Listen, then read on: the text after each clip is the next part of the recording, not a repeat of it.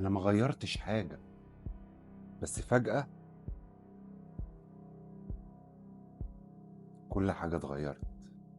النجاح مش دايما فرح، في نجاح بيعلي. في ناس بتحبك طول ما انت مش أحسن منهم، بس أول ما مشاكلك تتحل يقلبوا عليك، مش عشان عملت حاجة غلط، بس عشان بطلت تحتاجهم. النجاح بيغير حاجتين: نظرتك للناس ونظرتهم ليك.